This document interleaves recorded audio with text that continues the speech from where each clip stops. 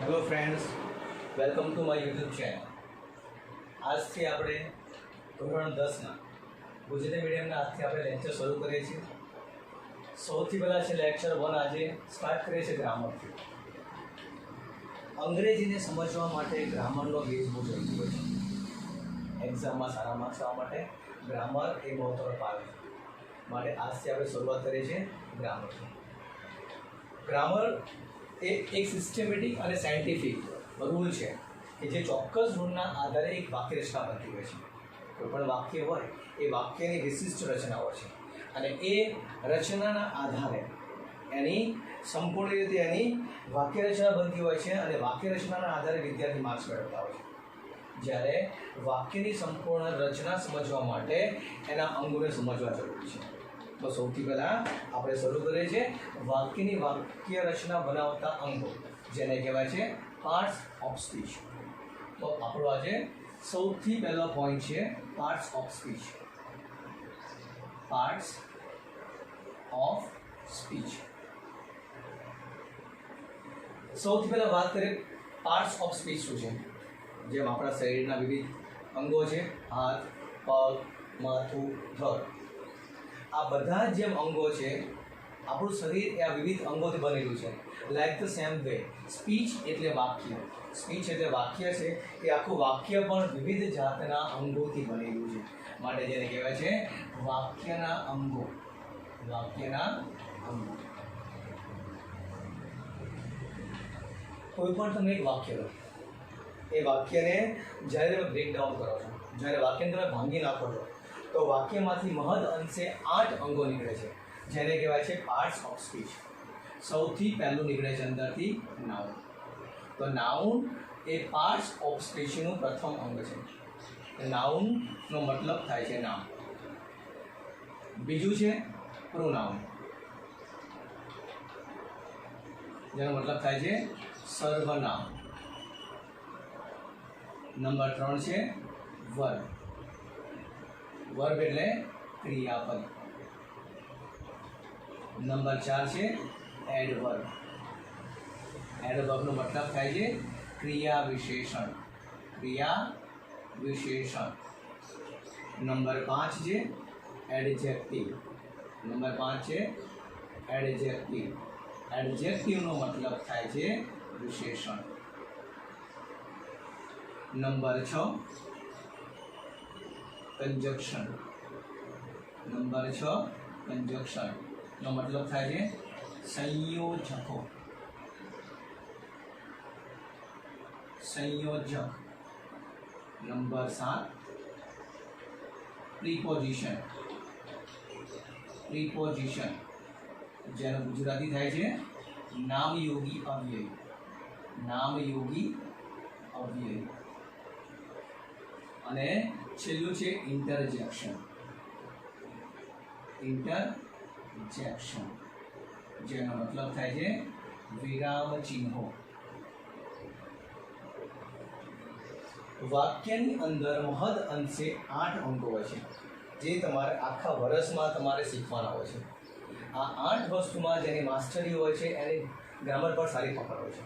તો ગ્રામર પર સારી પકડ લાવવા માટે આ બધા જ અંગોને સમજવા જરૂરી છે. અત્યારે આપણે માત્ર એક જ વર્બની ડીપમાં ચર્ચા કરશું. બાકીના બધા જ મુદ્દાઓને આપણે લાઇટલી ચેક કરશું, જે આપણે ક્રમશઃ લેક્ચર વાઇઝ ચેક કરશું. સૌથી પહેલાં ચેક કરીએ નાઉન. નાઉનને આપણે હળવાશથી ચેક કરીએ છીએ. નાઉન એટલે નામ. નાઉનનો મતલબ થાય છે નામ. નામ દુનિયાના કોઈ પણ વ્યક્તિનું નામ નથી. દુનિયાના વ્યક્તિના નામની ઉપરાંત તમે જે પણ વ્યક્તિ ઉપરાંત પદાર્થ, વસ્તુ, પ્રાણી જે તમે જોઈ શકો છો અને જે તમે જોઈ શકતા નથી, there you can see, you cannot see, you can touch, you cannot touch. બધી જ વસ્તુઓ જે તમે કાઉન્ટેબલ છે, કાઉન્ટેબલ નથી, ગણી શકાય છે અથવા ગણી શકાતી નથી. ઇન શોર્ટ, બ્રહ્માંડમાં આવેલા બધા જ પદાર્થો, બધા જ વ્યક્તિઓ, બધા જ નિર્જીવ હોય કે સજીવ હોય, દરેકને નાઉનમાં સમાવી લેવામાં આવે છે. જ્યારે તમે નાઉનને ડીપમાં ચેક કરો તો નાઉનના મહદ અંશે 5 પ્રકાર પડે છે. સૌથી પહેલા છે પ્રોપર નાઉન. પ્રોપર નાઉન, જેનો મતલબ થાય છે વ્યક્તિવાચક નામ. વ્યક્તિવાચક નામ કોઈ પણ ચોક્કસ પ્રાણી, પદાર્થ, વ્યક્તિ જ્યારે ચોક્કસ નામ આવે છે ત્યારે એનો સમાવેશ થાય છે પ્રોપર નાઉન. પ્રોપર નાઉન પછી આવે છે બીજું છે કોમન નાઉન. બીજું છે કોમન નાઉન. કોમન નાઉનનો મતલબ થાય છે જાતિવાચક નામ. જાતિવાચક નામ એટલે કે જે નામ સમગ્ર જાતિ માટે વપરાતું હોય, આખી જાતિનું પ્રતિનિધિત્વ જ્યારે કરતું હોય છે ત્યારે હંમેશા માટે કોમન નાઉનનો ઉપયોગ કરતો હોય છે. જેમ કે ગાય, આપણે એમ કહીએ કે ગાય ઉપયોગી પ્રાણી છે, તો ગાય એ સમગ્ર જાતિ માટે વપરાતું હોય છે, માટે ગાય એ જે શબ્દ છે જેને કહેવાય છે કોમન નાઉન. નંબર 3 છે કલેક્ટિવ નાઉન. કલેક્ટિવ નાઉનનો મતલબ છે સમૂહવાચક નામ. ઘણા બધા નામ એવા પણ હોય છે કે આખો સમૂહ જ્યારે ભેગો થાય છે ત્યારે એક નામ બનતું હોય છે. For example class. જ્યારે ક્લાસ બનો છે આપણે ક્લાસ હોય છે, ક્લાસ. સ્ટાફ, સ્ટાફ છે, ક્લાસ છે. આ શબ્દો એવા છે કે જેમાં ઘણા બધા નામ, ઘણા બધા વ્યક્તિઓ ભેગા થઈ અને એક સિંગલ શબ્દ બને છે, તેને કહેવાય છે સમૂહવાચક નામ. ટીમ. ટીમ શબ્દ એવો છે કે જેમાં ઘણા બધા ખેલાડીઓ ભેગા થાય અને એક જ શબ્દ બને છે, તો એ ટીમનો પણ સમાવેશ થાય છે કલેક્ટિવ નામમાં. આ બધા જ મહત્વના છે જે પાછળથી આપણે સ્પેસિફિક ટોપિકમાં ભણવાનો છે. અત્યારે માત્ર આપણે ઉપર છેલ્લું જોઈએ છે. નંબર 4 છે એબ્સ્ટ્રેક્ટ નાઉન. એબ્સ્ટ્રેક્ટ નાઉન છે. એબ્સ્ટ્રેક્ટ નાઉનનો મતલબ થાય છે ભાવવાચક નામ. એબ્સ્ટ્રેક્ટ નાઉનનો મતલબ થાય છે ભાવવાચક નામ. ભાવનો મતલબ થાય છે લાગણી, ફિલિંગ્સ. જ્યારે પણ કોઈ પણ નામ લાગણી, ભાવ દર્શાવતું હોય તો એને ભાવવાચક નામથી દર્શાવવામાં આવે છે. જેમ કે જ્યારે એક્ઝામ્પલ આપણે લવ છે, હેટ, નફરત, સેલ્ફિશ, આ બધા શબ્દ એવા છે કે જે આપણને માત્ર આપણને ભાવ દર્શાવે છે. લવ છે આપણે જોઈ શકતા નથી. કોઈ પણ એબ્સ્ટ્રેક્ટ નાઉન હશે એ ક્યારેય દેખી શકાશે નહીં, મતલબ વી કેન નોટ સી. આપણે ક્યારેય જોઈ શકશો નહીં, માત્ર આપણે એની લાગણીનો અનુભવ કરી શકશું, માટે કહેવાય છે એને ભાવવાચક નામ. નંબર 5 છે material noun. Material noun. Material નાઉનનો મતલબ થાય છે દ્રવ્યવાચક નામ. દ્રવ્યવાચક નામ એટલે કોઈ પણ પદાર્થ હોય, પદાર્થના 3 સ્વરૂપો હોય છે. વાસ્તવમાં 5 હોય છે, પણ આપણે બેઝિક સ્વરૂપે જ્યારે શીખતા હોય છે ત્યારે પદાર્થના મુખ્ય 3 સ્વરૂપો હોય છે: ઘન, પ્રવાહી અને વાયુ. તેને કહેવાય છે સ્ટેટ ઓફ મેટર.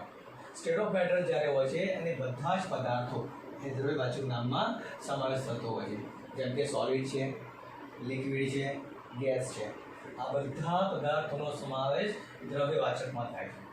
તો મિત્રો, જ્યારે પણ કોઈ પણ નામ હોય છે એ નામ આ 5 નામની અંદર સમાવેશ થતો હોય છે. બધાને શું કહેવાય છે? એને કહેવાય છે નાઉન કહેવાય છે. તો નાઉન એક મહત્વનો ટોપિક છે. નાઉન બાદ જોઈએ આપણે સર્વનામ. સર્વનામ કોને કહેવાય? સર્વનામ જે નામના બદલે વપરાતું હોય, જે શબ્દ નામના બદલે વપરાતું હોય એને કહેવાય છે સર્વનામ.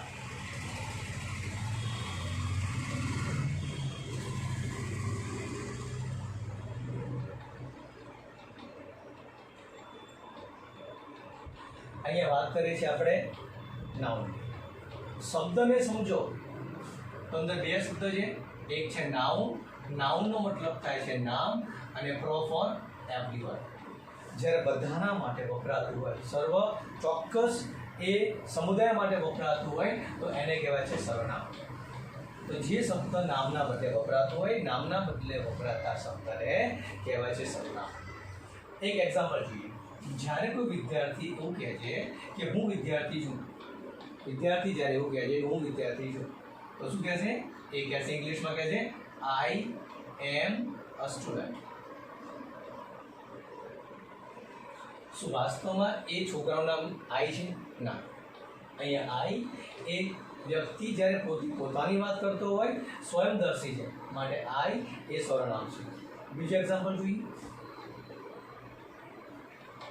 Rita is my sister.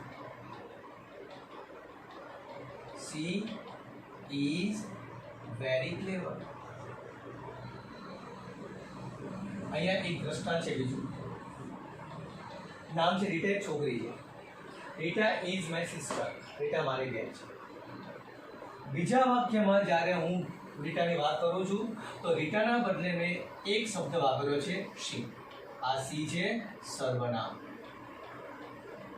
હરેક સર્વનામના ઉપયોગ કરવા એને ચોક્કસ રૂલ્સ હોય. જેમ કે સી. સી એ હંમેશા માટે નારી જાતિ માટે એક વચનમાં જ વપરાય છે. એક વચનમાં વપરાતું નારી જાતિ માટે વપરાતો શબ્દ છે સી. તો સી એ હંમેશા માટે એક વચન સ્ત્રી માટે વપરાય છે. આ બધા શબ્દને કહેવાય છે પ્રોનાઉન, જેને કહેવાય છે સર્વનામ. તો નામના બદલે જે શબ્દોનો ઉપયોગ થતો હોય છે આપણે એનો અર્થ લેશું સર્વનામ. આગળ નંબર 3 છે આપણા માટે વર્બ. વર્બનો મતલબ થાય છે ક્રિયાપદ.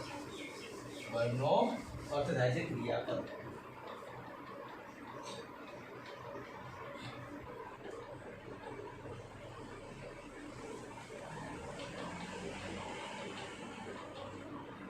આઠ જે પાર્ટ્સ ઓફ સ્પીચ છે, 8 પાર્ટ્સ ઓફ સ્પીચમાં સૌથી મહત્વનું હોય તો એ છે વર્બ. વર્બને વાક્યનો ઇનએવિટેબલ પાર્ટ કહેવામાં આવે. શા માટે? માની લો એક્ઝામ્પલ, કોઈ વ્યક્તિ છે, વ્યક્તિને હાથ પગ નથી, જીવી શકશે. એને આંખો નથી, જીવી શકશે. સાંભળી શકતો નથી, હી કેન નોટ લિસન, તો પણ જીવી શકશે.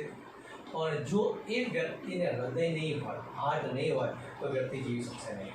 ઇન શોર્ટ, કોઈ પણ વાક્યનું જો હાર્દ હોય તો એ છે verb. We can not form a single sentence without verb. મતલબ કે દુનિયાનું એક પણ એવું વાક્ય નથી કે જે વર્બની વગર બનતું હોય, વર્બની વિધાઉટ ફોર્મ થતું હોય. માની લો દુનિયાનું સૌથી નાનું વાક્ય, દુનિયાની સૌથી નાનું જ વાક્ય નામ ગો. ગો એટલે જવું. ગો એટલે જવું. દુનિયાનું સૌથી નાનું વાક્ય છે જે પોતે એક વર્બ છે. સો વર્બ વગર ક્યારેય પણ વાક્ય બનાવવું શક્ય નથી. કોઈ પણ એવું એક વાક્ય પણ નથી કે જેમાં વર્બ ના હોય. વર્બ એ વાક્યનું મહત્વનું અંગ છે. આપણે સૌથી લાસ્ટમાં બધી સ્પીચ પતી જાય પછી માત્ર આપણે ચર્ચા કરવાની છે વર્બની. વર્બના જે ફંક્શન છે, ફંક્શનલ જે વર્બ છે, એના પ્રકાર, એના લાક્ષણિકતા એ આપણે સમજવાની છે. તો આ મુદ્દો આપણે સૌથી લાસ્ટમાં ચેક કરશું. નંબર 4 છે એડવર્બ. એડવર્બનો મતલબ થાય છે ક્રિયા વિશેષણ.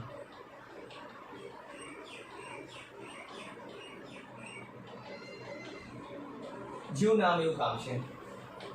વર્બનો મતલબ થાય છે ક્રિયાપદ. ક્રિયાપદ કોને કહેવાય છે? કે જે તમને કોઈ ક્રિયા દર્શાવતો હોય. જેમ કે ખાવાની ક્રિયા, ઈટ, પ્લે, રમવાની ક્રિયા, રાઇટ, લખવાની ક્રિયા. તો જે પણ ક્રિયા થતી હશે એ બધી જ ક્રિયા વર્બમાં સમાવેશ થશે. એ ક્રિયામાં જ્યારે કંઈ એડ થતું હોય, કે જ્યારે કે વધારો થતો હોય તો એને કહેવાય છે એડવર્બ. તો જે શબ્દ ક્રિયાના અર્થમાં વધારો કરે છે એને કહેવાય છે એડવર્બ. ફરી એકવાર, જે શબ્દ ક્રિયાના અર્થમાં વધારો કરે છે એને કહેવાય છે એડવર્બ. જો નામ એવું કામ છે. ઇંગ્લિશમાં એડનો મતલબ થાય છે ઉમેરવું. તો એડ, એડી એડ, અને વર્બ, એડવર્બ એટલે ઉમેરવું. નો મતલબ થાય છે જે ક્રિયામાં વધારો કરે છે એને કહેવાય છે ક્રિયા વિશેષણ. એક સરળ વાક્યથી સમજીએ, એક્ઝામ્પલથી સમજીએ. માની લો એક એક્ઝામ્પલ લઈએ આપણે. રાજ રન્સ. સાદું વાક્ય છે, રાજ રન્સ. રાજ એ વાક્યનો કર્તા છે કે જે નાઉન છે. રન્સ એ વાક્યનું ક્રિયાપદ છે. બીજું આપણે એક શબ્દ એડ કરીએ કે જે આ ક્રિયામાં વધારો કરતું હોય. માની લો કે આપણે એડ કરીએ રાજ રન્સ સ્લોલી. એનો મતલબ થાય છે રાજ ધીમે ધીમે દોડે છે. તો સ્લોલી શબ્દ છે એ રાજ દ્વારા જે પણ ક્રિયા થાય છે એના અર્થમાં વધારો કરે છે. રાજની દોડવાની ક્રિયા ચાહે જેવી થઈ ગઈ, ચાહે એ સ્લો દોડે છે યા ફાસ્ટ દોડે છે, પણ આ બધા શબ્દો શું કરે છે? રાજની દોડવાની ક્રિયામાં વધારો કરે છે. તો જે શબ્દ ક્રિયામાં વધારો કરતું હોય એને કહેવાય છે એડવર્બ. અહીંયા ફાસ્ટ અથવા સ્લો બંને શબ્દ કેવા છે? એ એડવર્બ છે. શા માટે? કારણ કે રાજની ક્રિયામાં વધારો કરે છે. નંબર 4 છે એડવર્બ. નંબર 5 જોઈએ, એ છે એડજેક્ટિવ. એડજેક્ટિવ એડજેક્ટિવનો મતલબ થાય છે વિશેષણ. એક વસ્તુનો સ્પષ્ટ ખ્યાલ રાખો, એડવર્બ છે એ સીધું વર્ગને લખતું છે અને એડજેક્ટિવ છે એ સીધું નાઉન સાથે સંબંધ બનાવે છે. ઇન શોર્ટ, એડજેક્ટિવ એ એવો શબ્દ છે કે જે નાઉનનું વર્ણન કરે છે, નાઉનની વિશેષતા દર્શાવે છે. તમારો જે કર્તા છે એ કર્તાની વિશેષતા કેવી છે, એનો લાક્ષણિકતા એ એડજેક્ટિવ દર્શાવે છે. સૌથી સરળ ભાષામાં સમજીશું. He is a soldier. He is a soldier. એ એક સૈનિક છે. સિમ્પલ વાક્ય છે. he એ વાક્યનો કર્તા છે જે અત્યારે સર્વનામ સ્વરૂપે છે. is એ વાક્યનું ક્રિયાપદ છે, એ આર્ટિકલ છે, અને સોલ્જર એ વાક્યનો અહીંયા એક નામ છે. હવે જ્યારે સોલ્જર છે, સોલ્જરના અર્થમાં સોલ્જરની જે લાક્ષણિકતામાં વધારો કરતો એક શબ્દ આપણે એડ કરીએ. માની લો કે આ વાક્યમાં આપણે એક શબ્દ એડ કરીએ અને એ છે બ્રેવ. બ્રેવનો મતલબ થાય છે બહાદુર. સોલ્જરનો મતલબ થાય છે સૈનિક. He is a soldier. એના બદલે જો આપણે વાક્ય લખીએ he is a brave soldier, એ બહાદુર સૈનિક છે.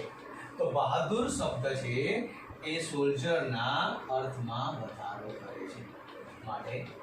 એટલા માટે આ બ્રેવને એડજેક્ટિવ કહે છે. સરળ ભાષામાં કહીએ તો એડજેક્ટિવ કોને કહેવાય? એડજેક્ટિવ એ શબ્દ છે. એડજેક્ટિવ એ શબ્દ છે કે જે નાઉન એટલે કે નામના અર્થમાં વધારો કરે છે, નામની લાક્ષણિકતા દર્શાવે છે, માટે આપણે કહીએ છીએ કે એ એડજેક્ટિવ છે. આગળ જોઈએ આપણે પોઈન્ટ નંબર 6, કન્જક્શન. કન્જક્શન એ સૌથી મહત્વનો પોઈન્ટ છે.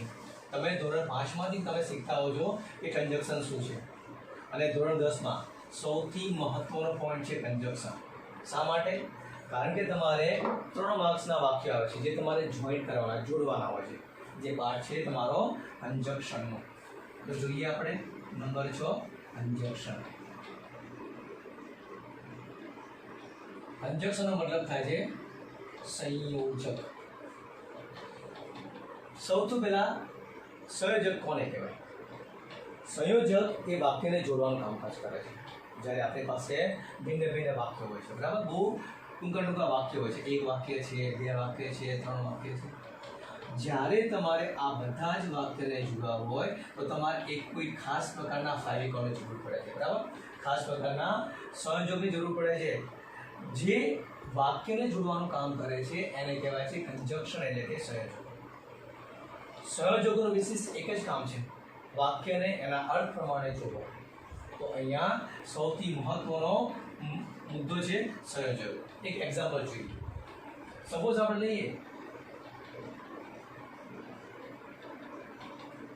Raj is my friend.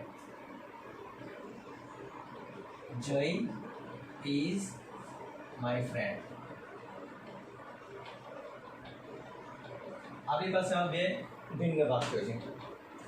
જ્યારે આ બંને વાક્યોનો અર્થ સમાન છે, સમાન નથી, એના અર્થના આધારે વિવિધ પ્રકારના સંયોજકોનો ઉપયોગ થતો હોય છે, જે અંગ્રેજી ગ્રામરમાં ખૂબ જ મહત્વનું હોય છે. મારે આ 2 છૂટા વાક્યો છે. ફર્સ્ટ છે રાજ ઇઝ માય ફ્રેન્ડ, સેકન્ડ છે જય ઇઝ માય ફ્રેન્ડ. જ્યારે મારે આ બંને વાક્યને જોડવા હોય તો આ બંને વાક્યની વિશેષતા એ છે કે બંને વાક્યોમાં સમાનતા છે. જ્યારે સમાન વાક્યોને જોડવા હોય તો એક નિયમ આવશે, એ વાક્ય માટે હંમેશા માટે એન્ડથી જ જોઈન થાય છે. તો વાક્ય બનશે રાજ. એક ફ્રેન્ડ છે મારો રાજ, એક ફ્રેન્ડ છે મારો જય. તો રાજ એન્ડ જય આર માય ફ્રેન્ડ્સ. જ્યારે તમે સંયોજકોનો ઉપયોગ કરતા હોય ત્યારે એની સાથે ઘણા બધા વસ્તુનો ફેરફાર થતો હોય છે. સૌથી પહેલો ફેરફાર એનો અહીંયા આપેલું ક્રિયાપદ તમને ઇઝ છે. જ્યારે રાજ એકલો હતો, અત્યારે રાજ અને જય બંને સાથે છે માટે બહુવચન બની ગયું અને બહુવચનમાં હંમેશા માટે ક્રિયાપદ આર આવે, જે આપણે શીખવાનું છે. તો રાજ એન્ડ જય આર માય ફ્રેન્ડ્સ. અહીંયા છૂટાછવાયા હતા ત્યારે સિંગલમાં ઓનલી ફ્રેન્ડ હતું. Right now they are in plural form, અત્યારે બહુવચનમાં છે માટે મેં ફ્રેન્ડ્સ લખ્યું છે. તો અહીંયાથી આ જે એન્ડ છે એન્ડને કહેવાય છે સંયોજક. આવા ઘણા બધા છે, and, but, or, so, therefore. આ બધા જનો ઉપયોગ તમારે શીખવો ખૂબ જ મહત્વનો છે. આગળનો મુદ્દો છે પ્રીપોઝિશન. પ્રીપોઝિશન જેનો મતલબ થાય છે નામયોગી અવયવ. નામયોગી અવયવ. ગુજરાતી થોડું વિચિત્ર છે પણ એનો ઇંગ્લિશ સમજવું બહુ સરળ છે. ઇંગ્લિશ જ્યારે તમે સમજો, પ્રીપોઝિશન શબ્દ છે પ્રી વત્તા પોઝિશન. પ્રી વત્તા પોઝિશન. પોઝિશનનો મતલબ થાય છે વ્યક્તિ, વસ્તુ, પદાર્થનું સ્થાન. અને પ્રીનો મતલબ થાય છે પહેલા. પ્રીનો મતલબ થાય છે પહેલા અને પોઝિશનનો મતલબ થાય છે સ્થાન. જ્યારે કોઈ વસ્તુનું સ્થાન દર્શાવતા હોય તો એ વસ્તુના સ્થાન દર્શક શબ્દને કહેવામાં આવતું હોય છે પ્રીપોઝિશન. ફોર એક્ઝામ્પલ, જ્યારે વિદ્યાર્થી વર્ગમાં બેઠા હોય છે તો આપણે બોલીએ છીએ વર્ગમાં. વર્ગની અંદર, વર્ગની અંદર. તો એને ઇંગ્લિશમાં કહેવાય છે in the class. In the class. આ ક્લાસ તમારું સ્થાન છે. ક્લાસ તમારું સ્થાન છે અને સ્થાન દર્શાવતો શબ્દ છે ઇન, એટલા માટે ઇન એ ક્લાસની પહેલા આવે છે. ઇન જે શબ્દ છે એ તમારા સ્થાન દર્શાવતા શબ્દની પહેલા આવે છે માટે ઇનને કહેવામાં છે પ્રીપોઝિશન. એવા ઘણા બધા શબ્દો છે જે વ્યક્તિ, વસ્તુ, પદાર્થોનું સ્થાન દર્શાવતો હોય છે, જેવા કે in, at, on, after, behind, in front of. આ બધા જ શબ્દો છે એ દરેક વસ્તુ, પદાર્થ, સ્થાનનું સ્થાન દર્શાવે માટે એને આપણે પ્રીપોઝિશન કહીએ છીએ. સૌથી છેલ્લો પોઈન્ટ છે આપણો ઇન્ટરજેક્શન. ઇન્ટરજેક્શનને આપણે કહીએ છીએ વિરામ ચિહ્નો. વિરામ ચિહ્નો બહુ જ મહત્વના હોય છે. મોટાભાગના વિદ્યાર્થીઓ એ ક્યારે પણ વિરામ ચિહ્નોનો ઉપયોગ કરતા નથી. અને જ્યારે તમે વધારે માર્ક્સ મેળવવા માટે જતા હોય, ઇન શોર્ટ જ્યારે તમારે 60-70% વધારે માર્ક્સ વધતા હોય ત્યારે નાની વસ્તુ ચેક કરી અને વિરામ ચિહ્નોને પણ ચેક થતા હોય છે. માટે વિરામ ચિહ્નો એક મહત્વના મુદ્દો છે આપણે. તો ચેક કરીએ આપણે વિરામ ચિહ્નો એટલે કે ઇન્ટરજેક્શન.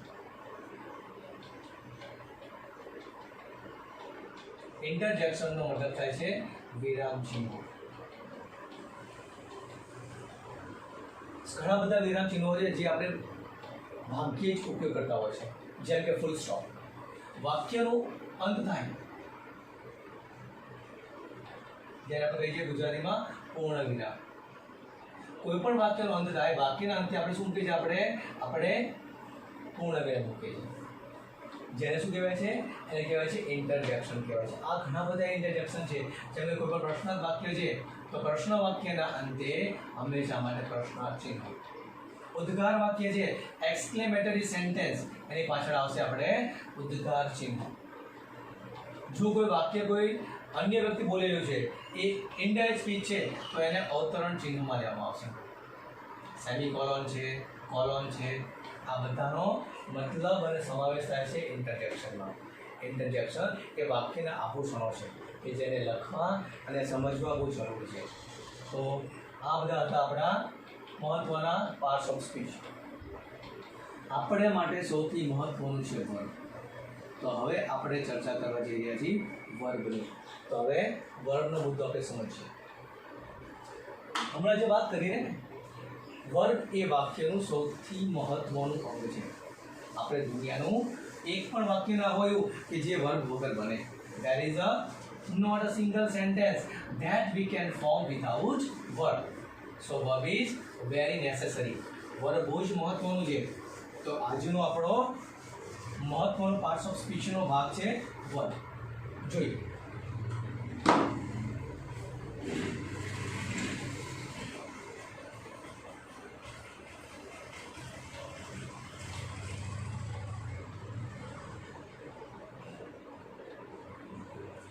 સૌથી પહેલા વર્બ કોને કહેવાય? વર્બનો મતલબ થાય છે ક્રિયાપદ. ક્રિયાપદ કોને કહેવાય છે? એક ભાષામાં સરળ ભાષામાં કહો તમે તો ક્રિયા દર્શાવતા પદને ક્રિયાપદ કહેવાય. ક્રિયા દર્શાવતા પદને ક્રિયાપદ કહેવાય. બહુ સરળ ભાષામાં ક્રિયાપદ કોને કહેવાય? ક્રિયા દર્શાવતા પદને ક્રિયાપદ કહેવાય છે. બહુ સરળ છે. વર્બ સૌથી મહત્વનું અંગ હોવાથી વર્બના પ્રકાર જાણવા બહુ જરૂરી છે. તો જોઈએ વર્બના પ્રકારો. સૌથી પહેલા જોઈએ છે આપણે વર્બના પ્રકારો. વર્બના મુખ્ય બે પ્રકાર છે. વાસ્તવિક તમે જુઓ તો વર્બના વિવિધ બહુ જ બધા પ્રકાર આવતા હોય છે. જેમ કે ટ્રાન્ઝિટિવ વર્બ છે, ઇન્ટ્રાન્ઝિટિવ વર્બ છે. એના ફંક્શનલના આધારે હું જે અહીંયા રહું છું એ માત્ર ફંક્શનલ મારે જે ઉપયોગ છે ઉપયોગિતા દ્રષ્ટિના આધારે રહું છું. તો ઉપયોગિતાના દ્રષ્ટિના આધારે મારી પાસે વર્બના મુખ્ય બે પ્રકાર છે. સૌથી પહેલું છે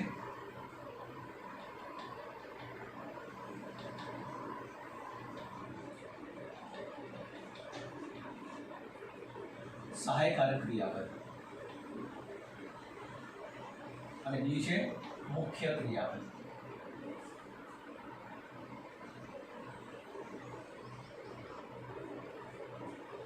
વર્બના મુખ્ય બે પ્રકાર છે. એક છે સહાયકારક ક્રિયાપદ અને એક છે મુખ્ય ક્રિયાપદ. સહાયકારક ક્રિયાપદ, સહાયનો મતલબ અંગ્રેજીમાં થાય છે હેલ્પ, માટે એને કહેવાય છે હેલ્પિંગ વર્બ.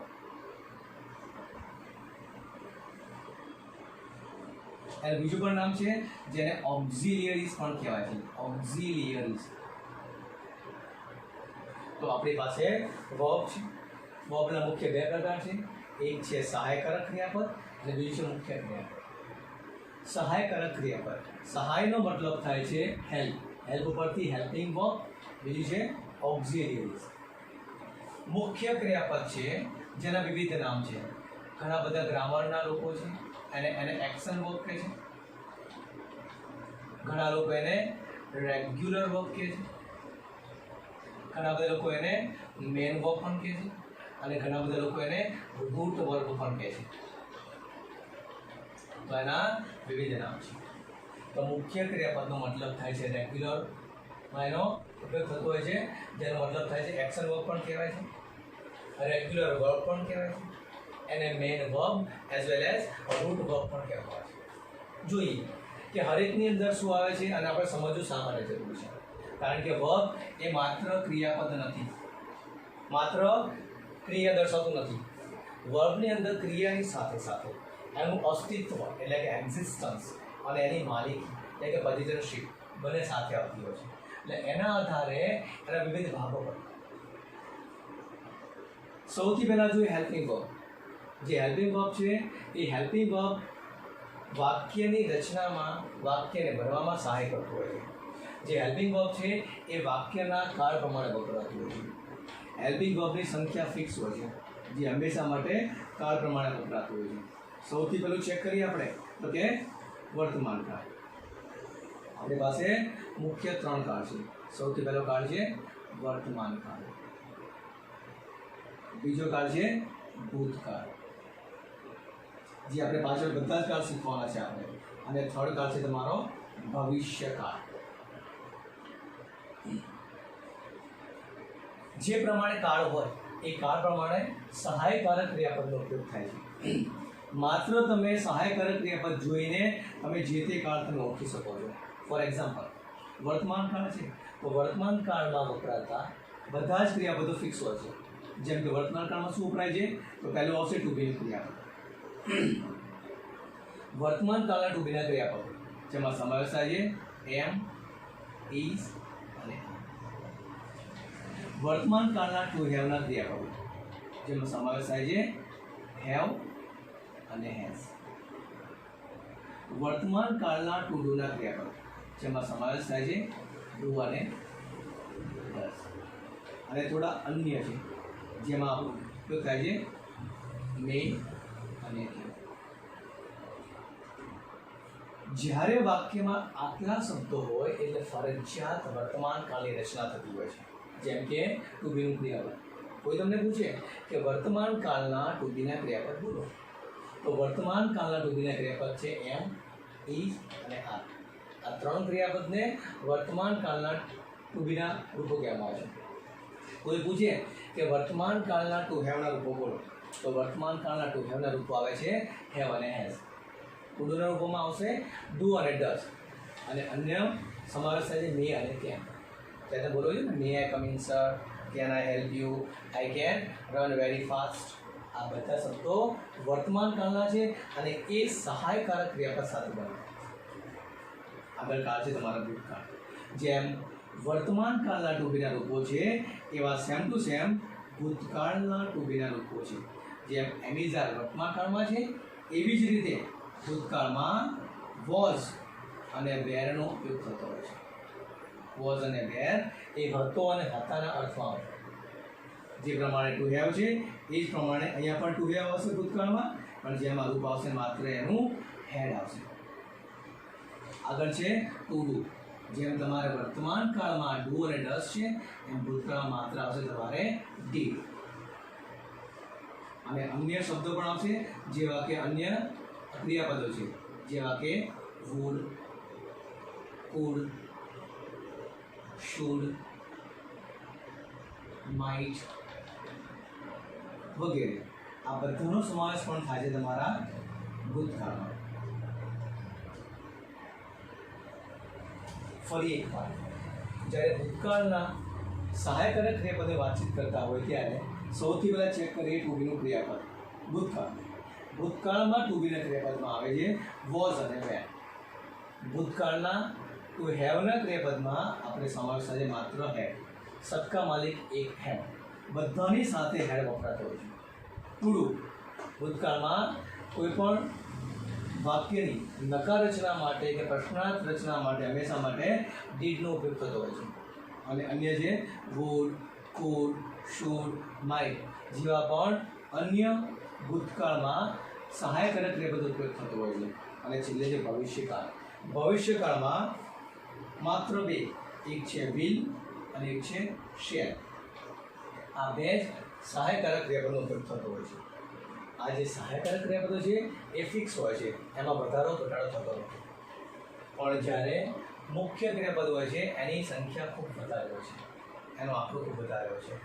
જેટલા તમને મહત્તમ વર્ગ ફાવતા હોય એના આધારે તમારું અંગ્રેજીનું જ્ઞાન વધતું હોય છે. તો હવે આપણે ચેક કરીએ છીએ આપણે એક્ઝામ્પલ. સૌથી પહેલાં આપણે વાત કરી કે વર્બ કોને કહેવાય. તો આપણે જોયું કે વર્બ કોને કહેવાય. વર્બ એ ક્રિયા દર્શાવતું પદ છે. વર્બ એ ક્રિયા દર્શાવતું પદ છે. ફરી એકવાર આપણે ચર્ચા કરીએ કે ક્રિયાપદ કોને કહેવાય. તો ક્રિયાપદ એ ક્રિયા દર્શાવતું પદ છે. કોઈ પણ ક્રિયાપદ હોય એના મુખ્ય વિશેષ ત્રણ પ્રકારના રૂપ હોય છે, એના ત્રણ પ્રકારના ફોર્મ હોય છે. જોઈએ, આ જે ક્રિયા દર્શાવતું પદ હોય છે એના ત્રણ ભાગ પડતા હોય છે. સૌથી પહેલું છે એનું મૂળ રૂપ અથવા મૂળ ક્રિયાપદ, જેને તમે ઇંગ્લિશમાં ઇન્ફિનિટિવ પણ કહો છો. ઇન્ફિનિટિવ પણ કહેવાય, જે ટુ સાથે વપરાતું હોય છે. બીજું છે એનું ભૂતકાળનું રૂપ, જેને કહેવાય છે પાસ્ટ ફોર્મ. અને ત્રીજું છે એનું ભૂત કૃદંતનું રૂપ, ક્રિયાપદનું ભૂત કૃદંતનું રૂપ, જેને ઇંગ્લિશમાં કહેવાય છે પાસ્ટ પાર્ટિસિપલ.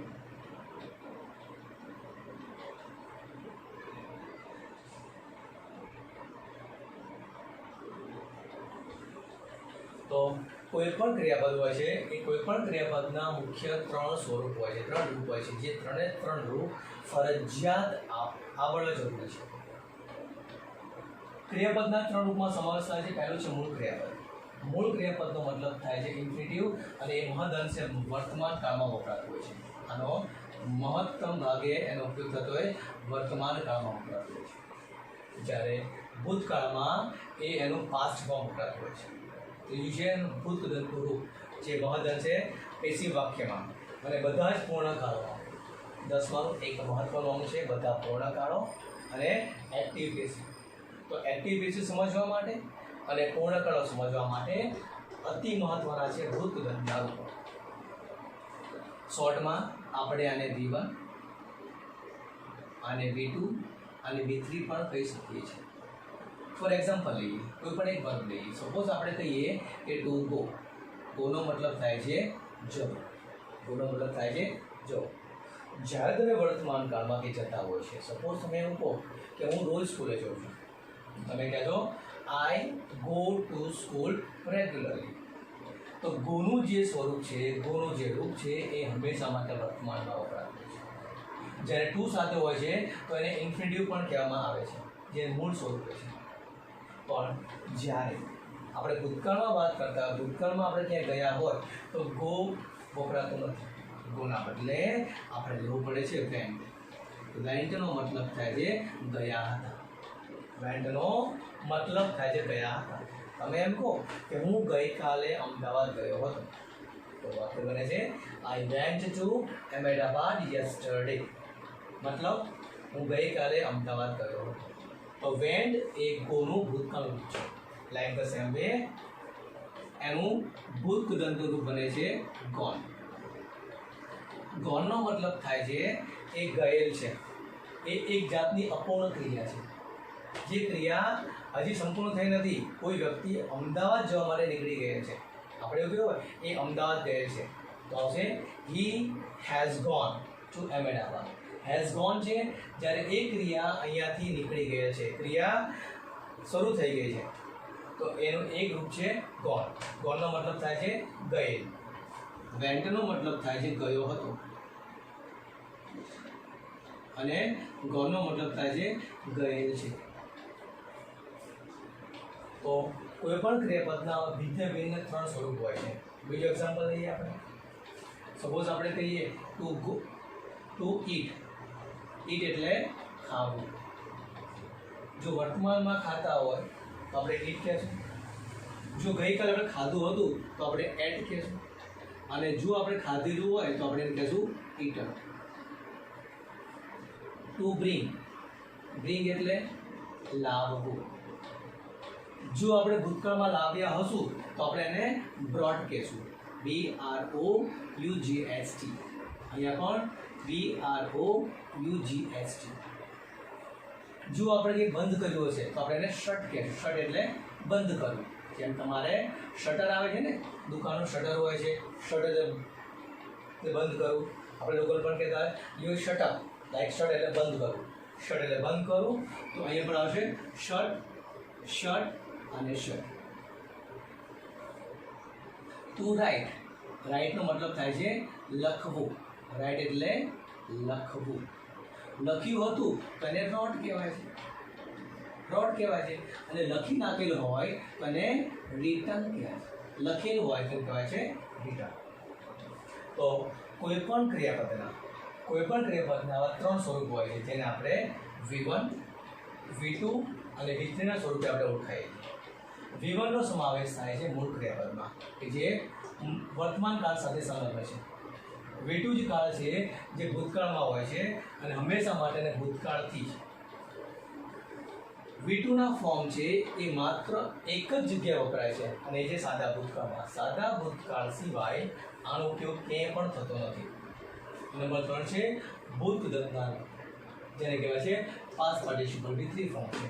સૌથી મહત્વના હોય ધોરણ 10માં જ્યારે તમે એક્ટિવ રહેશો, નોટ ઓનલી 10, માત્ર ધોરણ 10માં નહીં, પણ જ્યારે પણ તમે એક્ટિવ પેસિવ શીખતા હો ત્યારે પેસિવની રચનામાં અને કોઈ પણ પૂર્ણકાળ બનાવો ત્યારે આ બંને જગ્યાએ ભૂતદંતના રૂપો ખૂબ જ મહત્વના છે. જો ભૂતદંતના રૂપો ના હોય તો તમે ક્યારે પણ પેસિવ કે પૂર્ણ રચનાની તમે ક્યારે બનાવી શકતા નથી. તો જ્યારે તમે પૂર્ણ રચના બનાવો છો, કોઈ પણ પૂર્ણ કાળ બનાવો છો અથવા તો તમે પેશીની રચના કરો છો, એટ ધેટ ટાઈમ તમારા માટે પાસ્ટ પાર્ટિસિપલના રૂપો લખવા, યાદ કરવા, મોડે કરવા બહુ જરૂરી છે. માટે આ ફોર્મ છે. સૌથી પહેલું કામ છે તમારું ઇન્ટરનેટમાં સર્ચ મારો, જો ગ્રામર બુકમાં હોય તો તમે ચેક કરો, અને આવા તમારે વર્બના રૂપો લખવાના છે. ઓનલી ખાલી તમારે આ રૂપો લખવાના છે. એક્શન વર્બ તમારે સર્ચ મારી અને કમસે કમ 300 વર્બ લખવાના છે ગુજરાતી સાથે. 300 વર્બ. આ તમારું પહેલું વર્બ છે તમારું. ધોરણ 10ના A, B અને C ગુજરાતી મીડિયમના વિદ્યાર્થીઓએ ઇન્ટરનેટમાંથી, ગ્રામરની બુકમાંથી અથવા તમારી પાસે જે પણ અંગ્રેજી માધ્યમનું જે પણ અંગ્રેજીની જે પણ વસ્તુ છે, ગ્રામર બુક છે, એમાંથી એમને સર્ચ કરી અને એક્શન વર્બ એટલે કે મુખ્ય ક્રિયાપદના 300 વર્બ લખવાના છે અને ગુજરાતી પણ એમને મોઢે કરવાનો છે. અને એ એક પેજમાં એને 3 ભાગ પાડવાના છે. પ્રથમ ભાગ છે એનો મૂળ ક્રિયાપદ ઇન્ફિનિટિવ, બીજો ભાગ છે એનો ભૂતકાળ પાસ્ટ ફોર્મ, અને થર્ડ ફોર્મ છે ભૂતકાળ એટલે કે પાસ્ટ પાર્ટિસિપલ. આવા 3 ફોર્મ હોય છે અને 3 ફોર્મના આધારે એને શીખવાનું હોય છે. જેટલા તમને વર્બ આવડે એટલા ઓછા, જેટલા તમારા વર્બ તમને મોઢે હશે એટલું તમારું અંગ્રેજીનું તમારે નોલેજ સારું હશે. તો મેક્સિમમ ટ્રાય કરો કે તમારા જે વર્બની સંખ્યા છે ને ધીમે ધીમે વધતી જાય. તો આ છે તમારું પ્રથમ કામ તમારું, અને આના આધારે તમે ગ્રામરની શરૂઆત કરો. આ છે આપણો આજે આપણો જે ફર્સ્ટ લેક્ચર છે. હવે પછીના લેક્ચરમાં આપણે આર્ટિકલ વિશે જાણશું કે આર્ટિકલ શું છે. આર્ટિકલ A, આર્ટિકલ N અને આર્ટિકલ ધ. તો નેક્સ્ટ લેક્ચરમાં આપણે જોઈએ આપણે આર્ટિકલ વિશે. Okay, good bye.